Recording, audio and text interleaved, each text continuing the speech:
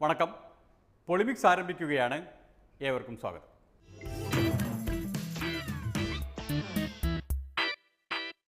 ഒരു തൊഴിൽ മേഖല എന്ന നിലയിൽ രാഷ്ട്രീയം അനാകർഷകമാകുന്നു എന്നാണ് പൊളിമിക്സിന് ലഭിക്കുന്ന വിവരം. കൂടുതൽ ആളുകൾ തൊഴിൽ തേടി മറ്റു മേഖലകളിലേക്ക് കടക്കുകയാണ്. ഇന്നലെ ഒരാൾ പത്രം ഓഫീസിലെത്തി, ഇന്നൊരാൾ കോടതിയിലെത്തി.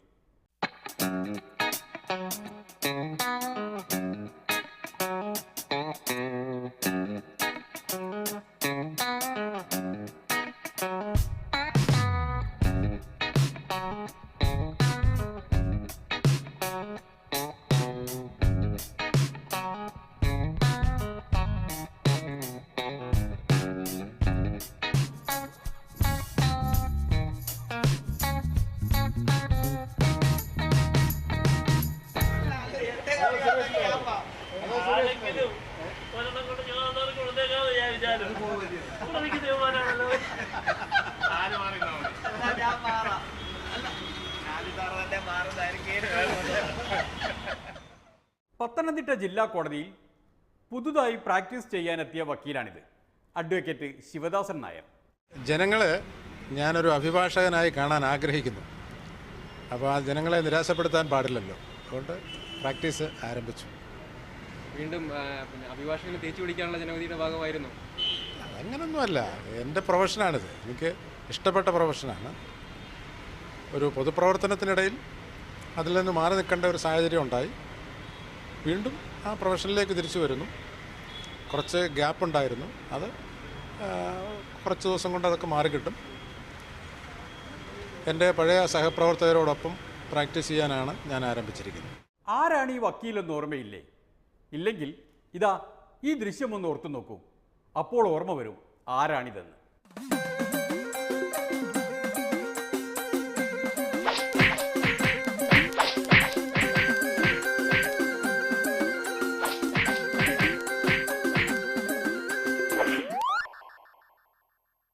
സിവിൽ കേസുകളേക്കാൾ ശിവദാസൻ നായർ വക്കീലിന് തിളങ്ങാനാവുക ക്രിമിനൽ കേസുകളിലാണ് എന്നൊരു അഭിപ്രായം പൊളിമിക്സിനുണ്ട്. ഒരു ഇത്രയും കാലം ഇടയ്ക്ക് വരാതിരുന്നതിൻ്റേതായിട്ടുള്ള ഒരു ഗ്യാപ്പ് ഉണ്ടല്ലോ, അത് പെട്ടെന്ന് നമുക്ക് മാറ്റിയെടുക്കാൻ കഴിയും.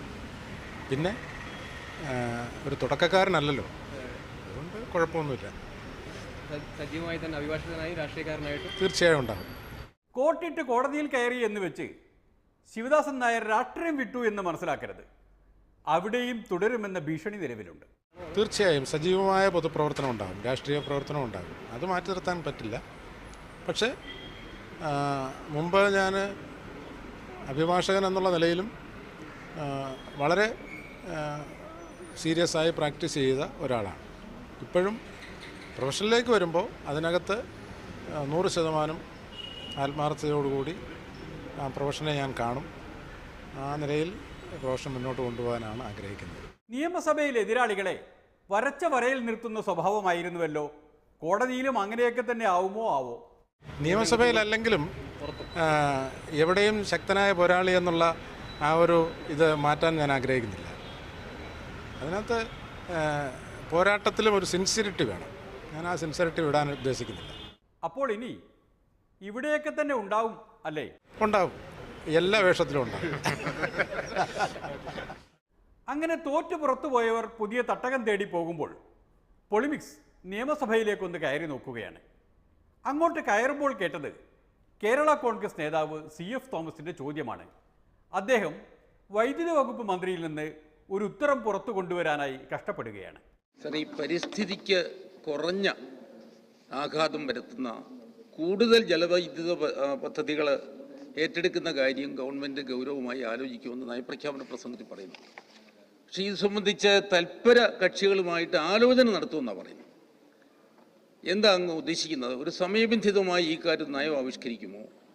ഏതാണ് ഇതുപോലുള്ള ജലവൈദ്യുത പദ്ധതികൾ സംസ്ഥാനത്ത് പ്രധാനമായിട്ടുള്ളത്? അത് ടൈം ബൗണ്ടായിട്ട് ഒരു പരിപാടിയിട്ട് ഏറ്റെടുക്കാനായിട്ട് ഗവൺമെൻറ് ഉദ്ദേശമുണ്ട്. സർ, പുതുതായിട്ട് ആരംഭിക്കാൻ ഉദ്ദേശിക്കുന്ന ചെറുകിട ജലവൈദ്യുത പദ്ധതികളുണ്ട്. അത് ഇടുക്കി ജില്ലയിൽ upper Kallar, Chinnar, upper Chengulam, upper Kallar 2 മെഗാവാട്ടിൻ്റേതാണ്, ചിന്നാർ 24 മെഗാവാട്ടിൻ്റേതാണ്, അപ്പർ ചെങ്കുളം 24 മെഗാവാട്ടിൻ്റേതാണ്. ഇടുക്കി, കോട്ടയം, തൃശൂർ, കോഴിക്കോട്, കണ്ണൂർ ജില്ലകളിലായി വിവിധ ചെറുകിട ജലവൈദ്യുത പദ്ധതികളിലൂടെ 142 മെഗാവാട്ട് വൈദ്യുതി ഉൽപ്പാദിപ്പിക്കാനാണ് സർക്കാരിൻ്റെ ലക്ഷ്യമെന്ന് കടകംപള്ളി സുരേന്ദ്രൻ ഉത്തരമായി പറഞ്ഞെങ്കിലും CF തോമസ് അടങ്ങിയില്ല. ക്വസ്റ്റ്യൻ അതല്ല. നിലവിലുള്ള പരിസ്ഥിതിക്ക് കുറഞ്ഞ ആഘാതം ഏൽപ്പിക്കുന്ന നിലവിലുള്ള ജലവൈദ്യുത പദ്ധതികൾ ഏറ്റെടുക്കുന്നതിനെ സംബന്ധിച്ച് ആലോചിക്കുമെന്നാണ് പറഞ്ഞിരിക്കുന്നത്. അങ്ങ് ഉദ്ദേശിക്കുന്നത് അങ്ങനെയുള്ള പദ്ധതികൾ ഏതാണ്? പ്രധാനമായിട്ടും ആതിരപ്പള്ളി ഇതിനകത്ത് ഉൾപ്പെടുമോ? അങ്ങനെ ഉണ്ടെങ്കിൽ എത്ര പദ്ധതികളുണ്ട്? ഈ ആലോചന നീണ്ടുപോകുമോ? അല്ല, അതാ ചോദിച്ചത്. സർ, ഈ ഗവൺമെൻറ്റിൻ്റെ നയമാണ് ബഹുമാനപ്പെട്ട ഗവർണർ നയപ്രഖ്യാപന പ്രസംഗത്തിൽ പറഞ്ഞത്. പരിസ്ഥിതിക്ക് അനുയോജ്യമായിട്ടുള്ള പദ്ധതികളെ സംബന്ധിച്ചാണ് ഗവൺമെൻറ് ആലോചിക്കുന്നത്. ഏതെല്ലാം പദ്ധതികളാണോ പരിസ്ഥിതിക്ക് അനുയോജ്യമായിട്ട് നമുക്ക് സ്വീകരിക്കാൻ വേണ്ടി സാധിക്കുക, അതെല്ലാം പരിശോധിച്ചു വരികയാണ്. ചോദ്യകർത്താവിൻ്റെ ലക്ഷ്യം അതിരപ്പള്ളി പദ്ധതിയെക്കുറിച്ച് വൈദ്യുതി മന്ത്രിയെ കൊണ്ട് എന്തെങ്കിലും കൃത്യമായി പറയിക്കുക എന്നതായിരുന്നു. അത് മനസ്സിലാക്കിയിട്ട് തന്നെയാണ് മന്ത്രി ഒഴിഞ്ഞു മാറിയത്. അപ്പോഴതാ വരുന്നു കെ മുരളീധരൻ്റെ വക കിറുകൃത്യം ചോദ്യം. ശ്രീ കെ മുരളീധരൻ. കേരളം ഇന്ന് നേരിടുന്ന വൈദ്യുതി പ്രതിസന്ധി, അതിൻ്റെ പരിഹാരം സാർ ജലവൈദ്യുത പദ്ധതികൾ മാത്രമാണ്. ഇപ്പം എൻ്റെ ചോദ്യം രണ്ട് ഭാഗത്തും പ്രശ്നമുണ്ടാക്കുമെന്ന് എനിക്കറിയാം. പക്ഷേ എനിക്ക് ചോദിക്കാനുള്ളത്, ഇച്ഛാശക്തിയോടുകൂടെ ആതിരപ്പള്ളി പദ്ധതി നടപ്പാക്കാൻ അങ്ങ് തയ്യാറാകും? സർ, ഈ ഗവൺമെൻറ് വികസന പ്രവർത്തനങ്ങളുടെ കാര്യത്തിൽ കൃത്യമായിട്ടുള്ള ഒരു നയം പ്രഖ്യാപിച്ചു കഴിഞ്ഞിട്ടുണ്ട്. ആ നയം പരിസ്ഥിതി സൗഹൃദമായിട്ടുള്ള വികസനം എന്നുള്ളതാണ്. അപ്പോൾ പരിസ്ഥിതി സൗഹൃദത്തിന് തടസ്സം ഉണ്ടാകുന്ന ഒരു വികസന യജ്ഞത്തിനും ഈ ഗവൺമെൻറ് തയ്യാറല്ലെന്നാണ് അതിൻ്റെ അർത്ഥം. പരിസ്ഥിതി സൗഹൃദമാക്കുന്നതിന് വേണ്ടി അതാണോ എന്നുള്ള കാര്യം വിവിധ തലത്തിൽ ചർച്ച ചെയ്യേണ്ടതായിട്ടുണ്ട്. ആതിരപ്പള്ളിയുടെ കാര്യമായിരുന്നാലും ചീമേനിയുടെ കാര്യമായിരുന്നാലും പരിസ്ഥിതി സൗഹൃദമാണോ, അത് ജനങ്ങളുടെ അഭിപ്രായത്തെ മാനിക്കേണ്ട ബാധ്യത ഈ ഗവൺമെൻറ് ഉള്ളതുകൊണ്ട് അത് വിശദമായിട്ടുള്ള ചർച്ചകൾക്ക് വിധേയമാക്കണമെന്നാണ് ഗവൺമെൻറ് ആലോചിക്കുന്നത്. സഭയ്ക്ക് പുറത്ത് മുഖ്യമന്ത്രി പങ്കെടുത്ത പൊതുചടങ്ങിൽ വെച്ച് അതിരപ്പള്ളി പദ്ധതി നടപ്പിലാക്കണമെന്ന് വാദിച്ച MLA ആണ് കെ മുരളീധരൻ. മുൻ വൈദ്യുതി വകുപ്പ് മന്ത്രി കൂടിയാണ് അദ്ദേഹം. അദ്ദേഹത്തിൻ്റെ സ്വരം പക്ഷേ കോൺഗ്രസിൻ്റെ പൊതുസ്വരമല്ലല്ലോ. ആ പാർട്ടിയിൽ ഹരിതവാദികളുമുണ്ട്. Shri V T Balram. Sir, ഈയിടെ ധനമന്ത്രിയുടെ ഒരു പ്രസ്താവന ഫേസ്ബുക്കിലൂടെ വളരെ ശ്രദ്ധയാകർഷിക്കപ്പെട്ടു.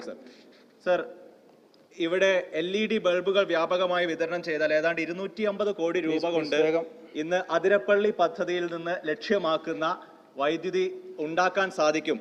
അപ്പോൾ ഇത്തരത്തിലുള്ള ബദൽ ഊർജ്ജ സാധ്യതകളെ തേടിക്കൊണ്ട് മെഗാവാട്ടുകൾക്ക് പകരം നെഗാവാട്ടുകൾ, നെഗറ്റീവ് വാട്ടുകളെ കുറിച്ച്, നമ്മൾ സേവ് ചെയ്യുന്ന എനർജിയെക്കുറിച്ച് ചിന്തിക്കുന്ന ഒരു ബദൽ നയം ആവിഷ്കരിക്കാൻ സാധിക്കുമോ?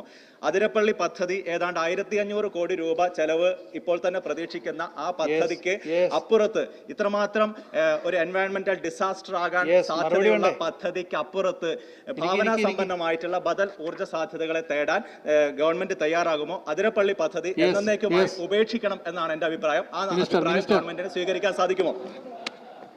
സർ, ഞാൻ നേരത്തെ വിശദീകരിച്ചു കഴിഞ്ഞു. സർ, ഊർജം ഉത്പാദിപ്പിക്കാൻ കഴിയുന്ന എല്ലാ സ്രോതസ്സുകളും ഉപയോഗപ്പെടുത്തുക എന്നുള്ളത് തന്നെയാണ്. അതെ, എല്ലാ സ്രോതസ്സുകളും ഉപയോഗപ്പെടുത്തുക എന്നുള്ളത് തന്നെയാണ് ഗവൺമെന്റ് നയം. അതിരപ്പള്ളിയുടെ കാര്യത്തിൽ നിങ്ങൾ തമ്മിലൊരു അഭിപ്രായ ഐക്യമുണ്ടാക്കിയാൽ നമുക്കത് ആലോചിക്കാവുന്നതാണ്. അതിരപ്പള്ളി പദ്ധതി വന്നാൽ കോൺഗ്രസിൽ എന്താണ് സംഭവിക്കുക എന്ന് മനസ്സിലായ സ്ഥിതിക്ക് പൊളിമിക്സ് ഒരു ഇടവേളയിലേക്ക് കടക്കുകയാണ്. അത് കഴിഞ്ഞാൽ കാണാനുണ്ട്, കാത്തിരിക്കണം.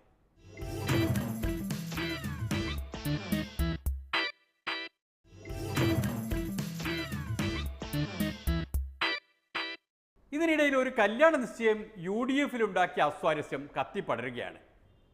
സത്യം പറഞ്ഞാൽ ഒരാളെ നിശ്ചയത്തിന് ക്ഷണിക്കാത്തതാണ് എല്ലാത്തിനും കാരണമെന്ന വിവരം പൊളിമിക്സിന് കിട്ടിയിട്ടുണ്ട്. അതിനകത്തൊരു അബദ്ധം പറ്റിപ്പോയി.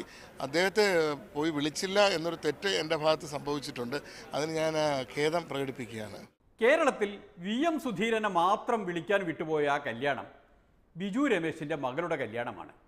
വരൻ അടൂർ പ്രകാശിൻ്റെ മകനുമാണ്.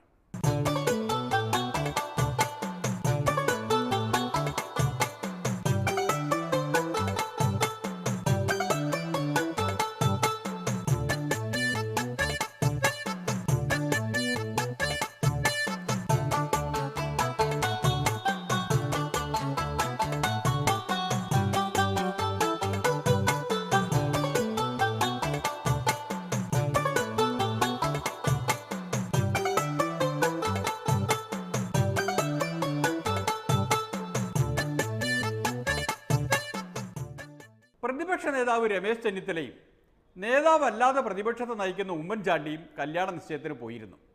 അവർ പോയതിന് ഒരു പ്രത്യേകതയുണ്ട്.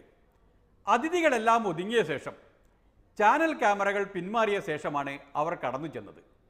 പക്ഷേ ബിജു രമേശ് അവരുടെ ചിത്രമെടുത്ത് പരസ്യപ്പെടുത്തി.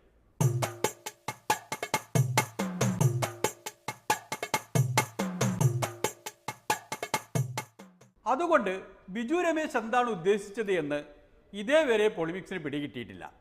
എന്നാൽ തൊട്ടടുത്ത ദിവസം KPCC പ്രസിഡന്റ് ഒരു വാർത്താ സമ്മേളനം നടത്തിയപ്പോൾ വേറെ ചിലതൊക്കെ പിടികിട്ടി. ഈ കഴിഞ്ഞ സർക്കാരിനെ പറഞ്ഞതുപോലെ ഈ ബാറുടമകളും മദ്യ വ്യവസായികളും ഒരുപാട് ആരോപണങ്ങൾ നടത്തി സർക്കാരിനെ പ്രതിസന്ധിയിലായി.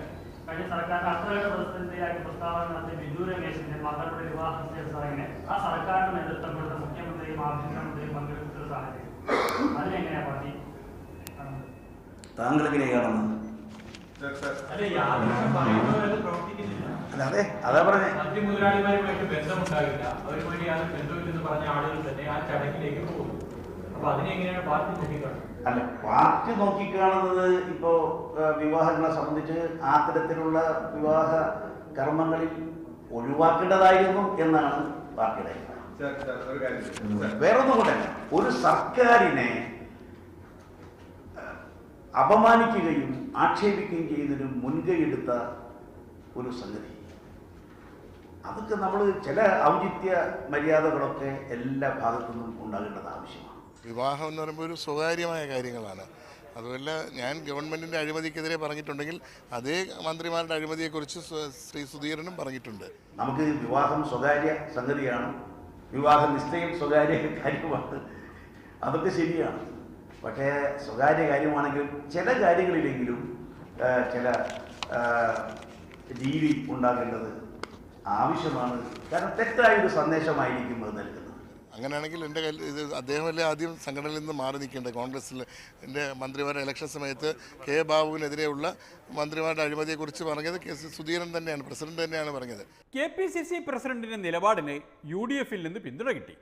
പക്ഷേ അത് അദ്ദേഹത്തിൻ്റെ പാർട്ടിയിൽ നിന്നല്ല, KM മാണിയുടെ പാർട്ടിയിൽ നിന്നാണ്. അതാണ് അതിൻ്റെ ശരി. കാരണം ഇത്തരം കാര്യങ്ങൾ ചില ഔചിത്യം പാലിക്കേണ്ടതായിട്ടുണ്ട്. കാരണം ഒരു ഗവൺമെന്റിനെതിരെ ഗൂഢാലോചന നടത്തി അസത്യമായ കള്ളക്കഥകൾ, അപസർപ്പ കഥകൾ പോലെ കള്ളക്കഥകൾ പ്രചരിപ്പിച്ച് ഗവൺമെന്റിനെ അട്ടിമറിക്കാൻ ശ്രമിച്ച ഒരാളിന്റെ UDF സർക്കാരിനെ തകർക്കാൻ ഗൂഢാലോചന നടത്തിയ ആളുടെ മകളുടേതായിരുന്നു കല്യാണം എന്നാണല്ലോ ജോസഫ് പുതുശ്ശേരി പറഞ്ഞത്. ഇതാണ് ആ ഗൂഢാലോചനക്കാരൻ. ഞാനാണ് കോൺഗ്രസിനെ പൊളിച്ചത്, തകർത്തത് എന്ന് പറഞ്ഞിട്ടുള്ള രീതിയിൽ സംസാരിക്കുന്നത് തെറ്റാണ്. ഇലക്ഷൻ സമയത്ത് കോൺഗ്രസിൻ്റെ അഴിമതിയുള്ളവരെ മാറ്റി നിർത്തണമെന്ന് വളരെ പ്രഖ്യാപനം നടത്തിയതാരാ? KPCC president. ഒരിക്കലും അങ്ങനെ ഒരു പ്രസ്താവന ചാനലുകളിലൂടെ പറയാൻ പാടില്ലായിരുന്നു.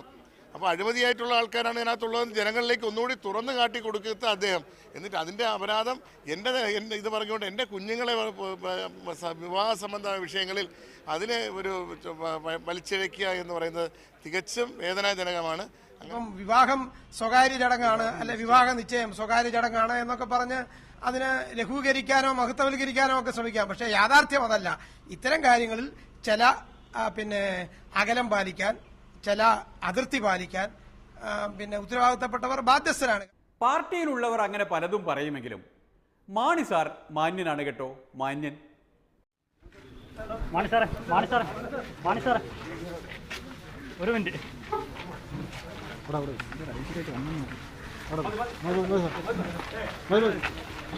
മണിസാറല്ല, ജോസഫ് പുതുശ്ശേരി പ്രസ്താവന നടത്തിയിട്ടുണ്ട്. ബാർക്കോഴ കേസുമായി ബന്ധപ്പെട്ട് പാർട്ടിക്കുണ്ടായിരുന്ന ആശങ്കയും പരാതികൾക്കും ഒക്കെ അടിസ്ഥാനം വന്നിരിക്കുന്നു. ബിജു രമേശിന്റെ മകളുടെ വിവാഹ നിശ്ചയത്തിൽ ഉമ്മൻചാണ്ടിയും ചെന്നിത്തലയും പങ്കെടുത്തവരുടെ സംശയം ദൃഢമായിരിക്കുമെന്ന് പ്രസ്താവന ജോസഫ് പുതുശ്ശേരി നടത്തിയിട്ടുണ്ട്. പാർട്ടിയുടെ നിലപാടാണത്.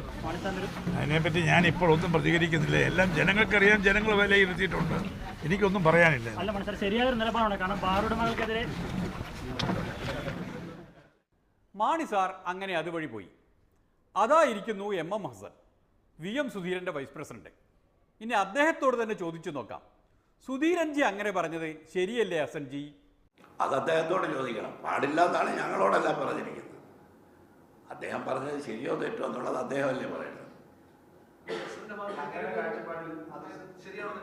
അല്ല, എൻ്റെ കാഴ്ചപ്പാടിൽ അതിന് ശരിയും തെറ്റും ഇല്ല. കാരണം അത് പാലിക്കേണ്ട ആളാണ് അദ്ദേഹം. അദ്ദേഹം അത് പാലിച്ചിട്ടില്ലെങ്കിൽ അദ്ദേഹത്തോട് ചോദിക്കുക. ഹസൻജി വിഷയം മാറ്റാൻ ശ്രമിക്കുകയാണ്.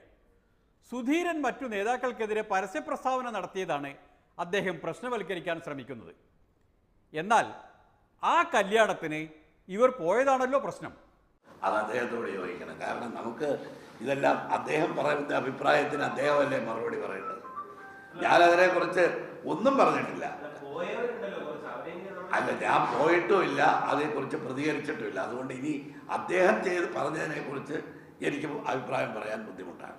UDF സർക്കാരിനെ തേജോവധം ചെയ്യാൻ ശ്രമിച്ച ഒരാളുടെ സ്വകാര്യ ചടങ്ങിനെ കോൺഗ്രസ് നേതാക്കൾ പോയത് ശരിയായില്ല എന്നാണ് സുധീരൻ പറഞ്ഞത്. ഹസൻജി, അതൊക്കെ ഒരു സ്വകാര്യ ചടങ്ങിന് പോയതല്ല. അതെല്ലാം ഔചിത്യം എന്ന വാക്ക് തന്നെ ഓരോരുത്തരാണ് തീരുമാനിക്കുന്നത്, അല്ല നമ്മളല്ല.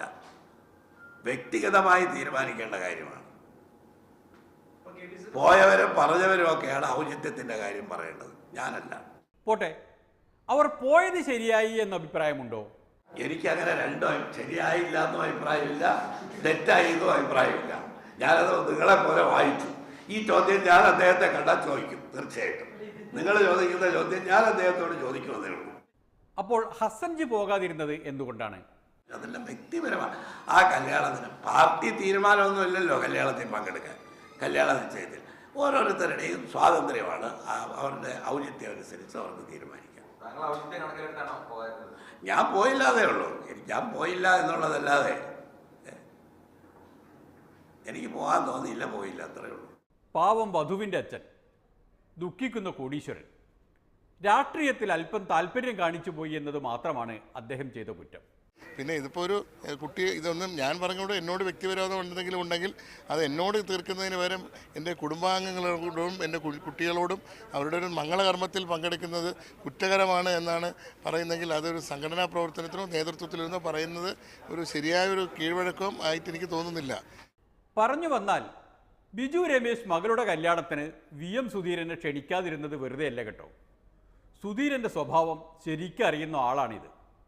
വളരെ സങ്കുചിതമായി ചിന്തിച്ച് കാര്യങ്ങൾ സംസാരിക്കുന്ന ഒരു വ്യക്തിയായിട്ടാണ് എനിക്ക് പണ്ടുതൊട്ടേ അറിയുന്നത്. വളരെ നാരോ മൈൻഡഡാണ്. വളരെ ഈ മനസ്സിനകത്ത് വളരെ ഏറെ ഈ സ്പർദ്ധ വെച്ച് വൈരാഗ്യ ബുദ്ധിയോടുകൂടി പെരുമാറുന്ന ഒരു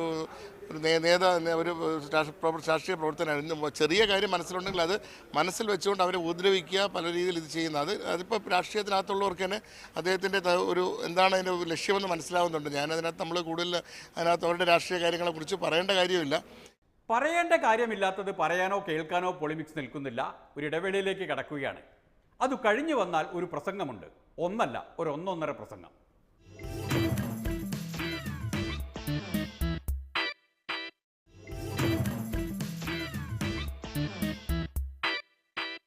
ഒന്നുകൂടി നിയമസഭയ്ക്കകത്തേക്ക് കയറേണ്ടി വരുന്നു. അവിടെ ഗവർണറുടെ നയപ്രഖ്യാപനത്തിന്മേൽ ചർച്ച നടക്കുകയാണ്. ജനപക്ഷ നേതാവ് PC ജോർജ് പ്രസംഗിക്കുന്നുണ്ട്. കേൾക്കാതിരിക്കാനാകില്ലല്ലോ. Shri PC George. സാർ 2 മണിക്കൂർ 20 മിനിറ്റ് നിയമസഭയിലെ 140 അംഗങ്ങളെയും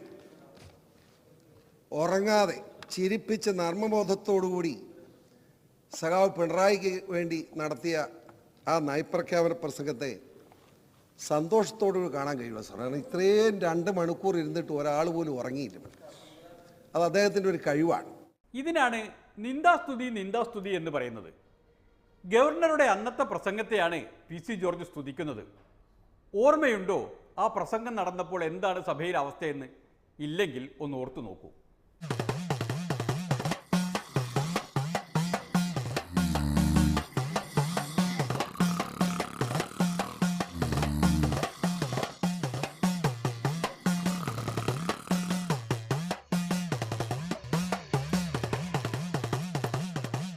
ആ പ്രസംഗത്തെ പറ്റിയും അത് എഴുതി കൊടുത്ത പിണറായി സർക്കാരിനെ പറ്റിയുമാണ് PC ജോർജ് പറഞ്ഞു വരുന്നത്. സാർ, ഈ നമ്മുടെ ഗവൺമെൻറ്റിനെ പറ്റി ഏത് ഗവൺമെൻറ്റും, അത് Achuthanandan government, Karunakaran government, Oommen Chandy government ഇങ്ങനെയാണ് പറയാറ്. പക്ഷേ ഈ ഗവൺമെൻറ്റിനെ പറ്റി പിണറായി ഗവൺമെൻറ് എന്ന് പറയാൻ ഒരു മടി ആവശ്യമില്ല. അതിന് കാരണം പിണറായി വിജയൻ്റെ നേരെ നിൽക്കാൻ കഴിവുള്ള ഒരെണ്ണവും അവിടെ ഇല്ല. പിണറായി വിജയൻ്റെ കയ്യിലാണ് സാർ കേരളത്തിൻ്റെ ഭരണം പൂർണ്ണമായി. എന്താ കാര്യം? ഞാൻ അനുകൂലിക്കാമെന്ന്. അദ്ദേഹത്തെ പാർട്ടി സെക്രട്ടറി കോടിയേരി ബാലകൃഷ്ണൻ ജീവിച്ചിരിക്കുന്നു എന്ന് പോലും തെളിവില്ല. ഭരണം മുഴുവൻ അദ്ദേഹത്തിൻ്റെ കയ്യിലായി സാർ. ഞാൻ അദ്ദേഹത്തെ അഭിനന്ദിക്കുക. സഖാവ് പിണറായി വിജയന്റെ ഭരണത്തെ ഞാൻ അനുകൂലിക്കുന്നു സാർ. പക്ഷെ ഒരു കാര്യം പറയാതിരിക്കാൻ കഴിയില്ല സാർ. ഇവിടെ സംസാരിച്ച ശർമ്മ എന്താ പറഞ്ഞത്? BJP-യെ കൊണ്ടുവന്ന് കോൺഗ്രസ് ആണ്. കോൺഗ്രസ്സുകാരൻ തിരുവഞ്ചിരാധാകൃഷ്ണൻ പറഞ്ഞത് എന്താ? BJP-യെ കൊണ്ടുവന്ന് നിങ്ങളാണ്. നിങ്ങൾ രണ്ടും കൂടി ചക്കളത്തി പോരാട്ടം നടത്തി BJP-യെ ഇടയ്ക്ക് കൊണ്ടുവന്നിരിക്കുക. ഈ BJP ഇവിടെ വരാൻ സർ, BJP സവർണ ഹിന്ദു ഫാസിസത്തിന്റെ വക്താക്കളാണെന്ന് BJP-യുടെ ഏക മെമ്പറായി ഇവിടെ വന്ന രാജേട്ടൻ തെളിയിച്ചില്ലേ സർ? അവർ അദ്ദേഹത്തിന് വോട്ട് എവിടെ കൊടുത്തത്? അപ്പറേ ശ്രീരാമന് കൃഷ്ണനുള്ളതുകൊണ്ട്. സാർ ഇന്ന് ഞാൻ ചോദിക്കാം സാർ, ഇന്ന് എന്തുകൊണ്ട് കൃഷ്ണനുണ്ടല്ലോ ഇദ്ദേഹം ഇവിടെ വോട്ട് ചെയ്തില്ല? വോട്ട് ചെയ്യണ്ടേ? അദ്ദേഹം ഒളിച്ചു പോയിരിക്കുക സാർ. മനസ്സിലായോ? PC ജോർജിന്റെ പോയിന്റ് മനസ്സിലായോ? സ്പീക്കർ തെരഞ്ഞെടുപ്പിൽ O രാജഗോപാൽ വോട്ട് ചെയ്തത് LDF സ്ഥാനാർത്ഥിക്കായിരുന്നു. അതിന് കാരണമായി പറഞ്ഞത് പേരാണ്, സ്ഥാനാർത്ഥിയുടെ പേര്. ശ്രീരാമൻ്റെയും ശ്രീകൃഷ്ണൻ്റെയും പേരുള്ള ആൾ എന്ന്. ഡെപ്യൂട്ടി സ്പീക്കർ തെരഞ്ഞെടുപ്പിന് UDF-ൻ്റെ സ്ഥാനാർത്ഥിയും ഒരു കൃഷ്ണനായിരുന്നു, CL ബാലകൃഷ്ണൻ. പക്ഷേ രാജഗോപാൽ വോട്ട് ചെയ്തില്ല. അതിൻ്റെ അവലോകനത്തിലേക്ക് പിന്നെ വരാം. ഏതായാലും PC പ്രസംഗിക്കട്ടെ. ഞാൻ പറഞ്ഞു വന്ന മറ്റൊന്നുമല്ല. ഇവിടെ ഇടതുപക്ഷവും UDF-ഉം ഒക്കെ വർഗീയ ഫാസിസത്തെ വളർത്തുക മാത്രമല്ല, രണ്ടും കച്ചവട മനസ്ഥിതിയോടുകൂടി മുമ്പോട്ട് പോവുകയാണ്. നിങ്ങൾ രണ്ടും അത് തന്നെ. മോഡിയുടെ പിന്നെ പോയി കൈകൂപ്പ് ചെയ്യുന്നത് പിണറായി വിജയനാ, ഞാനല്ല. വർത്താനം പറയുന്നത് അതായത് ഇടതുപക്ഷം 5 കൊല്ലം, അത് കഴിയുമ്പോൾ വലതുപക്ഷം 5 കൊല്ലം, ഇടതുപക്ഷം UDF-ഉം അഡ്ജസ്റ്റ്മെന്റ് ഭരണസാർ നടത്തുന്നത്. കേരളത്തിലെ ജനങ്ങളെ കണ്ണിൽ പൊടിയിട്ടുകൊണ്ട് UDF 5 കൊല്ലം ഭരിക്കാൻ നിങ്ങൾ കേട്ടോ, ഇടതുപക്ഷം 5 കൊല്ലം ഭരിക്കാൻ നിങ്ങൾ കേട്ടോ. പരസ്പരം അണ്ടർസ്റ്റാൻഡിങ് സാർ ഇത് രണ്ടും. BJP വരാതിരിക്കണം. BJP വന്ന വീതം അവരും കൂടെ കൊണ്ടുപോകില്ലോ. പക്ഷെ മോളിൽ ഇപ്പം നമ്മുടെ നരേന്ദ്രമോദി ഇരിക്കുന്നത് കൊണ്ട് വേണമെങ്കിൽ കൂട്ടാം എന്ന നിലയിൽ പോവുകയാണ്. ഈ 3 കക്ഷികളും 3 മുന്നണികളും ഈ രാജ്യത്തിന് അപകടമാണ്. ജനപക്ഷ മുന്നണി ഉയർന്നു വരുന്ന സാഹചര്യം ഉണ്ടാവും എന്ന് മാത്രം പറഞ്ഞുകൊണ്ട് ചുരുക്കുന്നു സാർ. നന്ദി, നമസ്കാരം. PC ജോർജ് ഇരുന്നു കഴിഞ്ഞ സ്ഥിതിക്ക് O രാജഗോപാലിൻ്റെ സനാതന രാഷ്ട്രീയം ഒന്ന് അവലോകനം ചെയ്യാം. സ്പീക്കർ തിരഞ്ഞെടുപ്പിൽ രാജഗോപാൽ വോട്ട് ചെയ്തിരുന്നു. അത് ശ്രീരാമകൃഷ്ണനാണ് വോട്ട് ചെയ്തത്. അതിന് പറഞ്ഞ കാരണം ശ്രീരാമകൃഷ്ണൻ്റെ പേരാണ്, ശ്രീകൃഷ്ണൻ്റെയും ശ്രീരാമൻ്റെയും പേരുള്ള ആൾ എന്ന്. ഡെപ്യൂട്ടി സ്പീക്കർ തെരഞ്ഞെടുപ്പിൽ UDF-ൻ്റെ സ്ഥാനാർത്ഥിക്കും കൃഷ്ണൻ്റെ പേരുണ്ടായിരുന്നു, CL ബാലകൃഷ്ണൻ. LDF-ൻ്റെ സ്ഥാനാർത്ഥി V ശശിയായിരുന്നു. രണ്ടുപേർക്കും പക്ഷേ രാജഗോപാൽ വോട്ട് ചെയ്തില്ല. വോട്ടിങ്ങിൽ പങ്കെടുക്കാതെ അദ്ദേഹം പുറത്തേക്ക് പോയി. അതിൻ്റെ കാരണം PC ജോർജിനറിയാം, പൊളിമിക്സിനും അറിയാം. കാരണം മറ്റൊന്നുമല്ല, ഈ 2 പേരും ജയിച്ചു വന്നത് സംവരണ മണ്ഡലത്തിൽ നിന്നാണ്. അവർക്ക് വോട്ട് ചെയ്യാൻ നിൽക്കാതെ പുറത്തുപോയ ആൾ സവർണ രാഷ്ട്രീയക്കാരനാണ് എന്ന് പറഞ്ഞാൽ തെറ്റല്ലല്ലോ.